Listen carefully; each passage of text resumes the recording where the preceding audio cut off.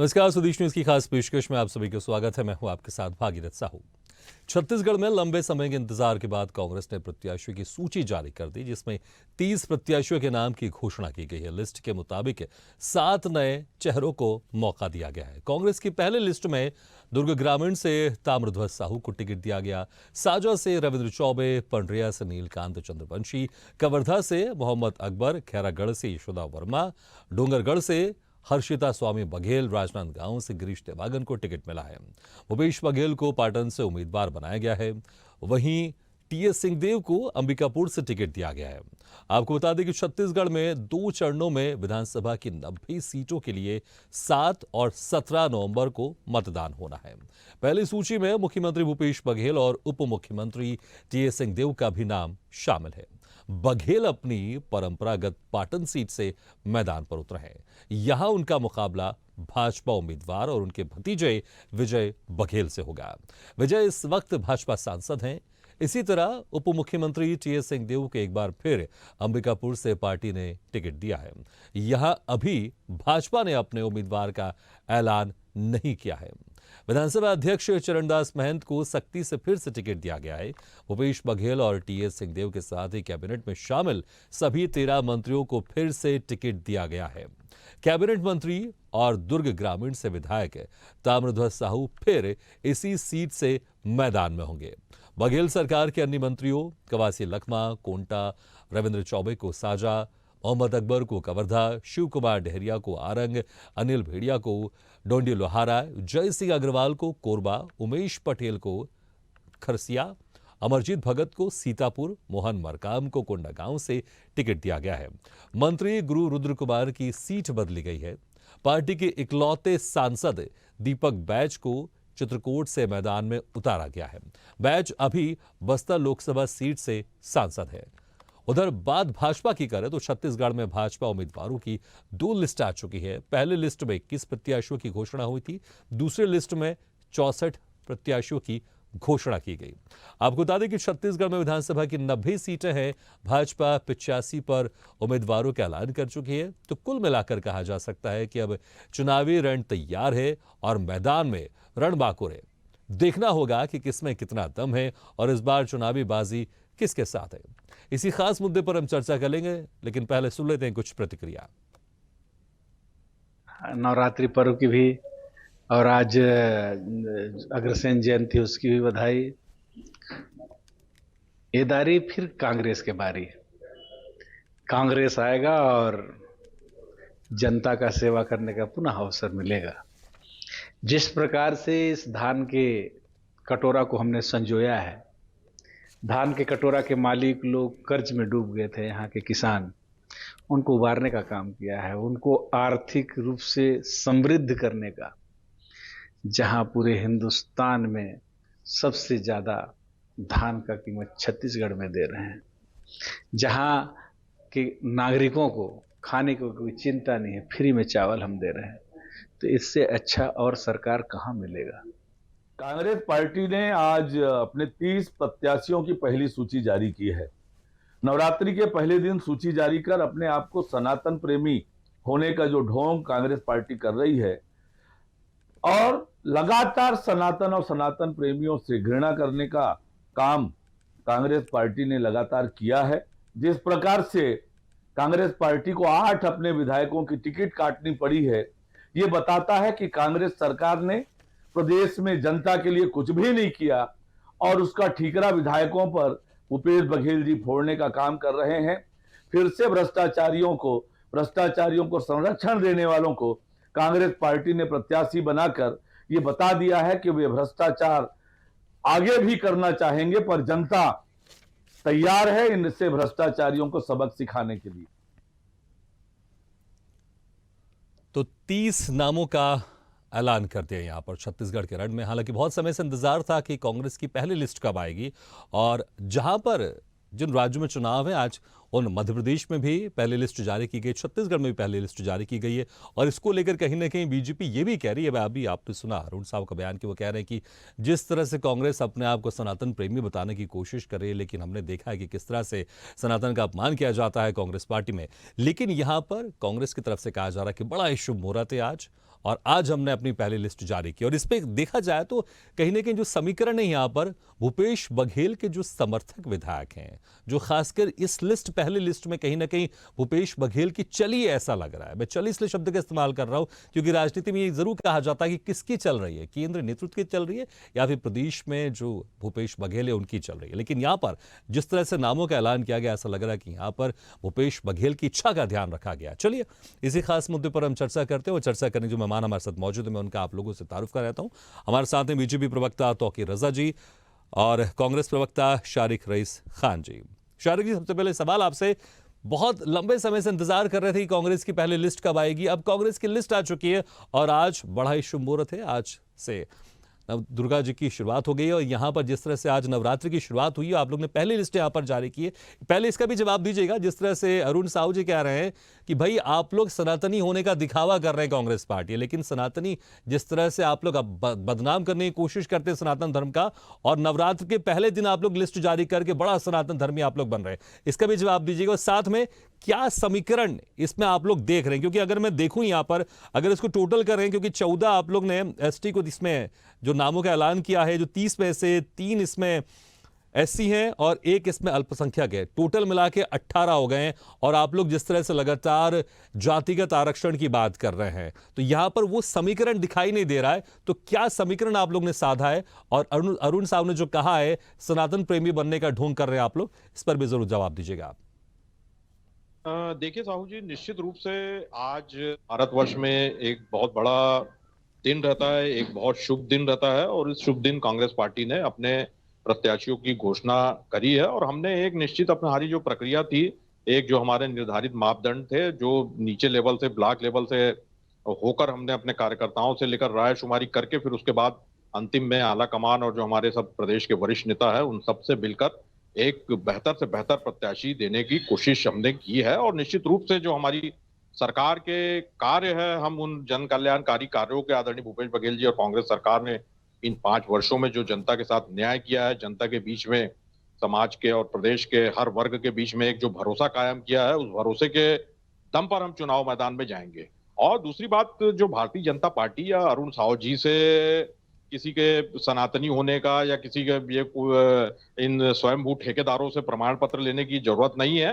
भारतवर्ष में रहने वाले सभी धर्म के लोग अपने अपने संस्कारों, अपने अपने माता पिता के दिए और जो एक समाज में उन्हें अपने समाज के लिए, अपने देश के लिए, अपने संविधान के लिए और अपने धर्म के लिए जो शिक्षा दीक्षा संस्कार मिलते हैं उसका पालन करते हैं यहाँ पर। तो ये स्वयंभू ठेकेदार जो चुनावी रोटी सेकने के लिए भारतीय जनता पार्टी और उनके वो जो संगठन है वो आकर भगवान का नाम का उपयोग वोटों की राजनीति के लिए करते, मंदिर मस्जिद का उपयोग करते, गौ माता का उपयोग ये चुनावी राजनीति में वोट लेने के लिए करते। तो कांग्रेस पार्टी अपने इस तरह के जो शुभ कार्य रहते हैं और जो एक हमारी देश की मान्यताएं और जो परंपराएं रहती है उसका उपयोग कभी इस तरह की बातों के लिए और वोटों की राजनीति के लिए नहीं करती। तो वो यहाँ पर इस तरह की शिक्षा दे चुनावी माहौल में, तो ये इस बात का मैं पूरी तरह से पुरजोर ढंग से ठीक है, आपने इसका जवाब दिया। लेकिन मेरा जो दूसरा सवाल था, पार्टी के जो प्रत्याशी हैं उनकी रणनीति पे ध्यान दे और उनपे ठीक है, बिल्कुल ठीक है, आपने संदेश भी दे दिया, ठीक है, आपने जवाब भी दिया। लेकिन अभी जो 30 नामों का ऐलान किया, इसमें क्या आप लोग ने समीकरण बिठा है? क्योंकि ये जरूरी होता है चुनाव में समीकरण बिठाना। देखिए, इसमें कोई समीकरण की बात नहीं है। हमने एक जो जीत सकने की क्षमता सर्वप्रथम है उसको ही मद्देनजर रखते हुए और उसको ही दृष्टिगत रखते हुए इन सीटों पे अपने प्रत्याशियों का ऐलान किया है। और कोशिश ये की है कि हमारी जो सरकार की योजनाएं थी उनको ये प्रत्याशी और जो हमारे नेता है वो कहीं ना कहीं एक अच्छा बेहतर ढंग से जनता तक पहुंचा सके। और एक पार्टी हमारी चुनाव लड़ रही है, हम अपने सिंबल के दम पे चुनाव लड़ेंगे। हम अपनी जो कांग्रेस पार्टी की एक मजबूत विचारधारा है, जो एक कांग्रेस पार्टी की एक प्रतिबद्धता है जो जनता के लिए, आम जनों के लिए, उन ठीक है, तो आपने समीकरण नहीं बिठाया, एक चेहरा जरूर है, लेकिन आपको लग रहा है कि जो जीत सकता है आपने उनको टिकट दिया। ठीक है, तौकीर रजा साहब जी, कांग्रेस पार्टी के नेता तो कह रहे भाई हमने कोई समीकरण नहीं बिठाया, लेकिन देखिए सबको पता है टिकट में समीकरण के हिसाब से टिकट बंटते हैं और वो समीकरण का ध्यान रखना पड़ता है, नहीं तो इस चुनाव में हार होती है। आप किस तरह से देखते हैं? 30 नामों का ऐलान हो गया है और इसमें कुछ नए लोगों को इसमें मौका दिया गया है, कुछ जो सिटिंग विधायक है, जो विधायक है उनका टिकट काट भी दिया है। जी, बिल्कुल। देखिए, ऐसा है कि हम इसी इनके टिकट के बाँटने का इंतज़ार कर रहे थे, देख रहे थे कि क्या स्थिति। देखिए, हम्म। आखिर इन्होंने टिकट को बँटवारा जो किया है, ज़्यादातर वही घोटालेबाज़ जो घोटालेबाज़ थे या घोटालेबाज़ों का समर्थन किया, वही भ्रष्टाचारियों का इन्होंने लगभग-लगभग टिकट में डिक्लेयर कर दिया है और जनता इसी को ठान के बैठी थी कि क्या करना है। अब तो उन्होंने बिल्कुल मन में बना लिया है कि उसी को वापस बना दिया। उसमें तो सिर्फ़ मात्र 5-6 लोगों को सिर्फ़ इन्होंने बदला है हम्म। और इनको बदलने की आवश्यकता क्यों पड़ी, इससे समझ में आता है। और दूसरी बात, अभी भाई साहब हमारे शारिक रईस खान साहब भी बोल रहे थे कि समीकरण आपने पूछा भी, उसके बाद भी उन्होंने बोला कि समीकरण, इसमें कोई समीकरण नहीं बैठा है। समीकरण को बैठाना पड़ता है, बात सही आपने बोला साहू जी। और समीकरण के बगैर टिकट बांटने से क्या स्थिति आती है समझ में। देखिए, ये घबराए हुए हैं और घबराने के कारण ये टिकट बांट नहीं पा रहे थे और आखिर में बांटे भी तो नवरात्रि के नाम से बांटे, लेकिन मातारी का, छत्तीसगढ़ की मातारी का अपमान करने वाले जो गंगा जल लेकर ये बोले कि हम शराबबंदी करेंगे, महिलाओं के साथ बोला गया और 11% महिलाओं ने इनको वोट भी दे दिया उसके बहकावे में आकर। और उसी का आज माता रानी का जो पहला दिन है, उस दिन इन्होंने डिक्लेयर किया और बता रहे हैं कि सनातन प्रेमी है। लेकिन हमारे माननीय प्रदेश अध्यक्ष जी ने जो कहा, गलत नहीं कहा कि जो राम सेतु का विरोध करने वाले, हलफनामा कोर्ट में देने वाले, वो कभी सनातन प्रेमी हो भी नहीं सकते, सिर्फ दिखावा करते हैं। और हमने कभी भी दिखावा नहीं किया, हमने जो बोला वो करके दिखाया, चाहे राम मंदिर का मुद्दा हो या इसके अलावा जो भी मुद्दे रहे, हमने हमेशा करके दिखाया और दिखा रहे हैं। तो ऐसा है कि ये, इससे समझ में आता है कि मातारी का इन्होंने अपमान किया। मातारी, छत्तीसगढ़ की मातारी, जो छत्तीसगढ़ के वोटर्स भी हैं सबसे ज्यादा मातृशक्ति के रूप में, 2 करोड़ 3 लाख में से जो 1 करोड़ 3 लाख वोटर जो हैं लगभग महिला वोटर्स हैं, ये ठान के बैठ गए क्योंकि भाई इनके साथ इन्होंने जो बोला था, वादा किया था, वो वादा नहीं निभाया। आज 5 साल गुजर। तो ये, इसके अलावा ये तो सबसे बड़ा वादा था जो शराबबंदी का था। उसके अलावा जो 36 घोषणा पत्र करे थे, वो 36 में से एक भी वादा अक्षरशः पूरा आखिर तक नहीं किया है। और इनके मंत्री भी, उप मुख्यमंत्री भी इस बात को माने कि मात्र हम 12 वादा लगभग पूरा करें। लगभग मतलब ये होता है जो वादा ठीक है, मुझे लगता है कि हालांकि अभी ये बातें शुरू होंगी जब आप लोग चुनावी मैदान में जाएंगे, जब आप लोग चुनावी भाषण देंगे, तो मुझे लगता है वहां पर जरूर इस पर बातचीत होगी कि आप लोग ने क्या किया, विपक्षी पार्टियों ने क्या किया।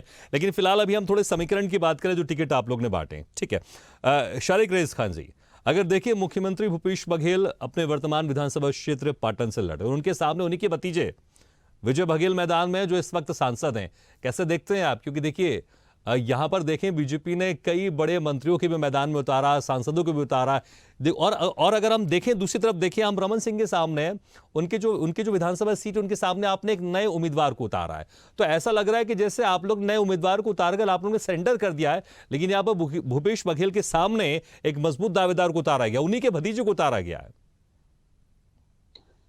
देखिए, हमने पहले ही कहा कि कांग्रेस पार्टी अपनी वैचारिक जो प्रतिबद्धता है उससे कभी पीछे नहीं हटती। भारतीय जनता पार्टी की टिकट की मैं बात करूंगा तो इन्होंने जो विजय बघेल जी को टिकट दिया है, इससे पहले भी वो लड़े और इससे पहले वो कांग्रेस के बहुत लंबे समय तक कार्यकर्ता रहे। इनके लिए तो कुछ नहीं है, ये तो जिसको आता है, जो कांग्रेस से आ रहा है, इधर से आ रहा है, अपराधी है, उसको भी टिकट देते हैं चुनाव में। इनका मापदंड यही रहता है। हमारा मापदंड पहले दलीय प्रतिबद्धता रहती है। और जो रमन सिंह जी के सामने आदरणीय गिरीश देवांगन जी खड़े हुए हैं, वे एक ब्लॉक स्तर के कार्यकर्ता से लेकर प्रदेश प्रभारी महामंत्री और से लेकर उन्होंने पूरा एक संगठन के एक बहुत ही कर्मठ और समर्पित नेता और कार्यकर्ता, और कहीं से वो कमजोर नहीं है। और इस बार निश्चित रूप से जो रमन सिंह जी, आप देखिए भूपेश बघेल के सामने एक सांसद मैदान में है और दूसरी तरफ रमन सिंह के सामने एक नया उम्मीदवार सामने, तो इससे कहीं ना कहीं फर्क तो पड़ता है। मैसेज जाता है कि ऐसा लग रहा है कांग्रेस ने वॉकओवर दे दिया रमन सिंह को, लेकिन यहां पर बीजेपी पूरी कोशिश कर रही है कि भूपेश बघेल के सामने एक मजबूत स्थिति में एक मजबूत उम्मीदवार को खड़ा किया जाए। देखिए, इससे पहले भी मैंने आपको बताया है कि विजय बघेल इससे पहले भी आदरणीय भूपेश बघेल जी के खिलाफ चुनाव लड़े हैं और लगातार एक उनको भारतीय जनता पार्टी में अभी जब से आया है वो, उनको टिकट पाटन से पिछले बार छोड़ के नहीं मिली। लेकिन जो रमन सिंह जी के खिलाफ जो आपको जब आने वाले 3 दिसंबर को जब नतीजे आएंगे तब पता चलेगा कि जो किस तरह से रमन सिंह जी ने सबसे पहले डोंगरगांव से चुनाव लड़ा, उसके बाद में राजनांदगांव आया, तो बदल बदल के वो चुनाव लड़े। तो लेकिन अब जनता जिस तरह से वो अपने क्षेत्र की, आप राजनांदगांव में जाकर देखेंगे कि आज 15 साल जो व्यक्ति वहां के मुख्यमंत्री रहे हैं, उसके बावजूद आज वहां पे जो विकास की एक धारा जो होनी चाहिए वो किस तरह से अवरुद्ध है, वो बातें अब जनता को समझ में आ गई है। और गिरीश देवांगन जो एक किसान पुत्र हैं और एक जमीन से जुड़े नेता, एक कार्यकर्ता है, और लगातार 5 सालों से वो वहां पर राजनांदगांव जिले ही नहीं पूरे छत्तीसगढ़ में कार्यकर्ताओं के बीच जाकर उनसे रूबरू हो रहे हैं। जनता के बीच में जो सरकार की फ्लैगशिप योजनाएं हैं उसको कहीं ना कहीं जोर शोर से प्रचार प्रसार में लगे हैं। तो वो एक कमजोर कैंडिडेट नहीं है, एक वो बहुत भारी कैंडिडेट है। और दूसरी बात, हमारे भारतीय जनता पार्टी के प्रवक्ता ने अभी गंगा जल की बात कही, तो मैं इनको फिर से याद दिलाना चाहूंगा कि गंगा जल हाथ में लेके हुए अभी भी वीडियो क्लिपिंग, आप भी मोबाइल है वो भी देख लें कि हमने किसानों के कर्जा माफ करने को लेकर हमारे जो पिछले चुनाव में खाया था, और 4 घंटे के अंदर सरकार बनने के बाद में हमने उस वादे को निभाया। और दूसरी बात, गंगा जल की बात करने वाले ये लोग जो गंगा जल पे जीएसटी लगा देते हैं, जो गंगा जल एक ठीक है, हालांकि मुझे लग रहा है अभी फिलहाल ये मुद्दा नहीं है। आप जीएसटी को लेकर बात करें, बीजेपी के नेताओं ने कहा गंगा जल में कोई जीएसटी नहीं है, और फिर ठीक है, लेकिन अभी फिलहाल हम इसी समीकरण में बात करेंगे जो आज टिकट आप लोग ने बांटे हैं। तो रजा साहब, रमन सिंह के सामने जिस तरह से गिरीश तेवांगन जी उतरे हैं, उनको मैदान में उतारा गया, लेकिन आप लोग ने भूपेश बघेल के सामने एक सांसद को उतारा, और आप लोग ने रणनीति हम देख रहे हैं, कई राज्यों में देख रहे हैं, कई सांसद विधायक का चुनाव लड़ रहे हैं और मंत्री भी विधायक का चुनाव लड़ रहे हैं। तो क्या आप लोग, जो कांग्रेस की तरफ से एक मजबूत सीट है, वहां पर भी आप चाहते हैं कि एक मजबूत उम्मीदवार उतार कर आप लोग उनको कड़ी टक्कर दे, और हो सकता है शायद अगर वो सीट आपके पाले में आ जाए, तो इस रणनीति को आप कैसे देखते हैं? क्योंकि आप लोग को पता होगा कहीं ना कहीं भूपेश बघेल को यहां से अमर पाटन से डेफिनेटली वो वहां से टिकट उनको मिलेगी, या टिकट खुद लेंगे वो। क्योंकि मैं इसलिए कह रहा हूं क्योंकि अगला सवाल मेरा यही होगा कि इस बार टिकट बांटने में भूपेश बघेल का किस तरह से कितना हाथ रहा है और कितना अधिकार था उनके हाथ में। लेकिन आपको पता होगा कि यहां से भूपेश बघेल खड़ा होंगे, इसलिए आपने उनके भतीजे को भी यहां से टिकट दिया है। मजबूत स्थिति में आप लोग ने कैंडिडेट दिया है यहां पर। जी बिल्कुल, देखिए इन्होंने जिस प्रकार से राजनांदगांव में गिरीश तेवांगन जी को उतारा, वो एक पब्लिक लीडर नहीं है। ठीक है, वो एक मुख्यमंत्री जी के साथ घूमते रहते हैं, उनके खास साथी हैं पुराने, तो उनको दे दिया गया और बड़े उम्मीद से अच्छा, इसमें थोड़ा एक मैं सवाल ऐड करना चाहूंगा। अक्सर ऐसा कहा जाता है जनता के बीच में कि आप लोग के जो बड़े नेता उनको उनके सामने जो दूसरी पार्टी रहती है सांठगांठ करके कमजोर उम्मीदवार उतारते हैं ताकि कि वो बड़ा नेता जीत जाए। लेकिन यहां पर ऐसा लग रहा है कि कांग्रेस ने, अगर कांग्रेस की तरफ से तो कह रहे हैं वो बड़े मजबूत नेता है, लेकिन अगर हम देखें अभी कोई वो विधायक नहीं है, तो क्या उन्होंने आप लोग की सुनी है लेकिन आप लोग ने उनकी नहीं सुनी? ये जनता का मैं सवाल कर रहा हूं। जनता अक्सर ये कहती है, सोचती भी यही है। देखिए जनता सोचती है और ऐसा कुछ नहीं है। देखिए ऐसा कुछ नहीं होता, समझौते के तहत कुछ सीट नहीं बांटी जाती। देखिए दोनों पार्टी अपोज, हर विचारधारा से लेकर सारी चीजों में एकदम अपोज में रहती हैं। और देखिए आपने देखा होगा 2018 के चुनाव में पूर्व सांसद भाजपा से आई थी सांसद जो थी, इन्होंने दिया था, उनको टिकट दिया था डॉक्टर करुणा शुक्ला को, और कितना बुरी तरह आई थी डॉक्टर रमन जी के सामने, ये सब जानते हैं। जब उतनी बड़ी जन नेता थी जो अटल जी बिहारी जी वाजपेयी जी की भतीजी भी रही, भांजी भी रही, उसके बाद वो हारी थी। और ये तो ऐसा है कि इन्होंने तो एकदम सीधा सीधा वाकओवर दे दिया कि जीतने वाले हैं, मतलब गिरीश तेवांगन को देखिए, इससे आप अंदाजा लगा लीजिए कि बांडी डॉक्टर रमन सिंह जी बहुत बड़े वोटों के अंतर से जीतने जा रहे हैं। एकदम क्लियर बात समझिए। दूसरी बात, पाटन से जो बात कर रहे हैं, 2008 में यही इनके भतीजे विजय बघेल जी ने बुरी तरह पटकनी दी थी आपका भूपेश बघेल जी को। तो आज वो अगर कोई टक्कर वहां दे सकता है तो विजय बघेल ही उनको दे सकते हैं, और विजय बघेल जो है टक्कर देने को बहुत पहले तैयार होकर चले गए हैं, और तैयारी पूरी उनकी लगभग ये तो आज उनकी टिकट डिक्लेयर हुई है, वो तो पहले से बिल्कुल तैयारी करके बैठे। और अभी आप देखिएगा इतने अच्छे अंतरों से वो हराएंगे, कितने बड़े अंतरों से हराएंगे सोच नहीं सकते। क्योंकि भूपेश बघेल जी ने सिर्फ क्या करा है, सिर्फ विज्ञापन किया है, वाहवाही लूटने की कोशिश की है, झूठे वादे कर झूठा आडंबर दिखाया जनता को, लेकिन उन वादों को जमीन स्तर पर आज तक कहीं नहीं पहुंचा। ये बड़े बड़े बोलते रहे कि बड़े बड़े वादे कर, हमने किया, हमने ये काम किया, हमने काम आप भी देखिए ग्राउंड स्तर में कहीं नहीं हुआ। आप वहां की जनता के जाके साथ जाइए ना, दूसरी जो गृह क्षेत्र है पाटन में जाके देखिए क्या स्थिति। और इसका सबसे बड़ा रिजल्ट आपको ये बता दूं, 2019 के लोकसभा चुनाव में पाटन से पूरी पाटन विधानसभा के जो वोट है लोकसभा में विजय बघेल जी को पड़े थे। आप अंदाज लगाइए क्या स्थिति थी। आप इतना बड़ा, ठीक है, लेकिन मुझे लगता है इतना आसान नहीं है, क्योंकि अगर सामने कोई मुख्यमंत्री हो तो बड़ा मुश्किल मुकाबला होता है, लेकिन आप लोग ने सामने जो कैंडिडेट उतारा वही बड़ा मजबूत है, इसमें कोई शक नहीं है। शारिक रईस जी, लेकिन देखिए आप लोग के पास एक इकलौता सांसद है दीपक बैज जी, जिनको आपने चित्रकूट से आपने टिकट दिया। आखिर आप लोग भी क्या रणनीति अपना रहे हैं बीजेपी की? क्योंकि बीजेपी ने भी कई सांसदों को टिकट दिया है, कई मंत्रियों को टिकट दिया है, आपने एक इकलौते सांसद को आपने विधानसभा में उतार दिया।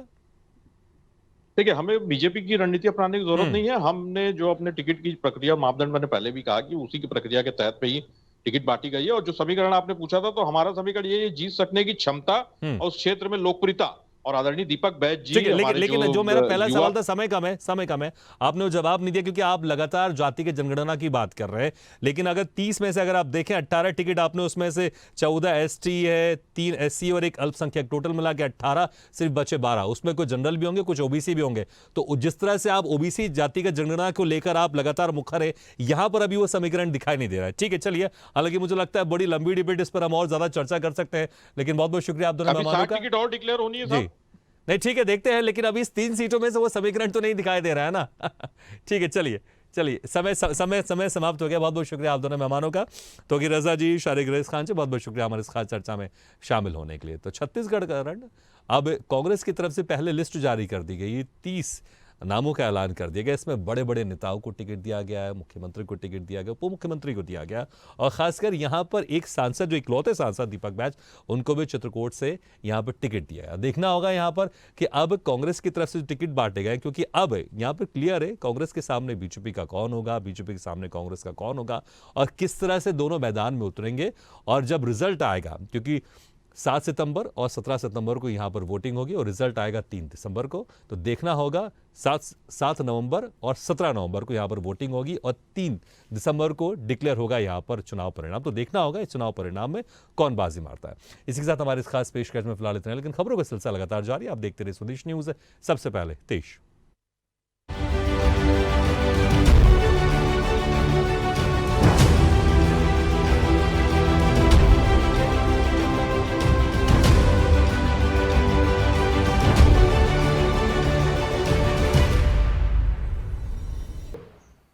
ऐसे ही वीडियो के लिए लाइक करें, शेयर करें, फॉलो करें और YouTube पर जाकर सब्सक्राइब करें और बेल आइकन को दबाना ना भूलें। और ताजा तरीन अपडेट के लिए स्वदेशलाइव.com पर जरूर जाएं।